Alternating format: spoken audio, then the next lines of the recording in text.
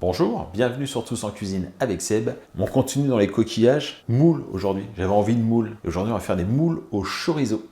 C'est parti pour cette recette de moules au chorizo. Des moules classiques, hein, pas des moules d'Espagne, hein, des moules de bouchot, des moules de corde, ce que vous avez, mais des moules. Un chorizo, pas entier, on va en prendre qu'un petit peu. Une échalote, une feuille de laurier, un petit peu de thym et de la pulpe de tomate. On va commencer par le chorizo. On va le couper. Suivant la qualité de votre chorizo, vous enlevez la peau ou pas. Nous, c'est du boyau naturel, donc je vais laisser le boyau. Il y en a peut-être beaucoup là, mais allez, on va le laisser comme ça, c'est pas grave.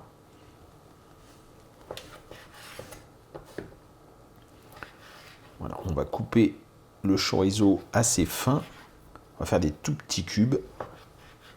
On vient recouper comme ceci.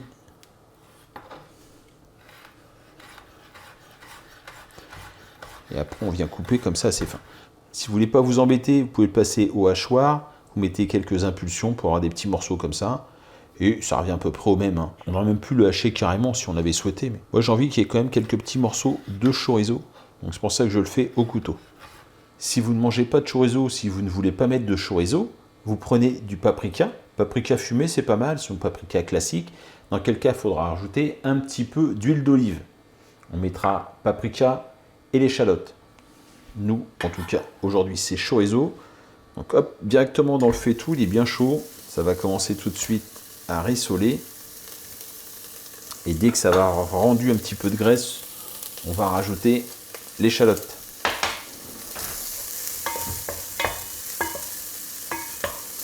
Voilà, donc je rajoute tout de suite l'échalote. On va faire chauffer comme ça pendant à peu près 2-3 minutes. À feu pas trop fort non plus. Alors on est pas mal pour chorizo, je vous ai dit à peu près 2 minutes, c'est pas mal, 2-3 minutes. On va rajouter de la pulpe de tomate.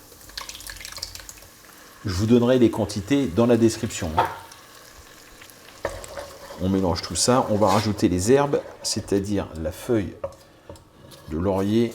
On va rajouter le thym aussi. Et je viens comme ça mettre quelques petits peu de thym. Je mets pas la branche entière, juste les feuilles comme ça. Voilà, on est pas mal. Ça commence à chauffer, on va faire réduire donc la pulpe de tomate. Le mélange a bien séché, mais le patron, lui, ne s'assèche pas. Toujours mon petit valençay. Hein. Moi, quand je fais des fruits de mer, valençay tout le temps. Super. Donc vous voyez, ça a bien séché.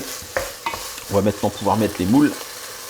Donc les moules, je ne vous ai pas montré, mais je les ai bien nettoyés. Hein. J'ai enlevé le petit fil qui est là, je les ai bien grattés. Hop.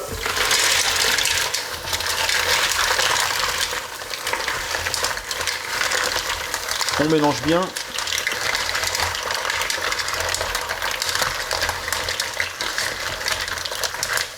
Je vais mettre un couvercle. Dès que les moules vont s'ouvrir, on mélangera encore un petit peu pour bien mélanger tous les parfums.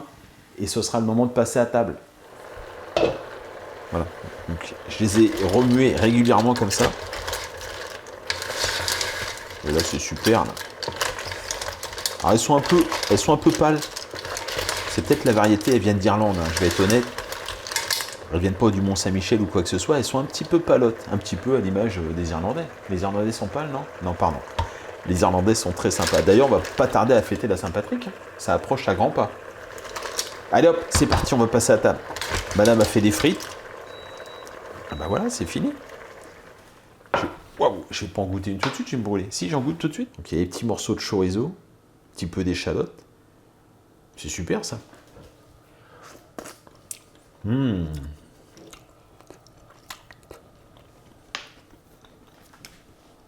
Super. Très très bien. Mais écoutez, j'espère que cette recette de moules au chorizo vous a plu. N'hésitez pas à la tester. Vous voulez pas de chorizo? Paprika. Et ça fera l'affaire. Je vous remercie et je vous dis à très bientôt pour de nouvelles recettes. Au revoir.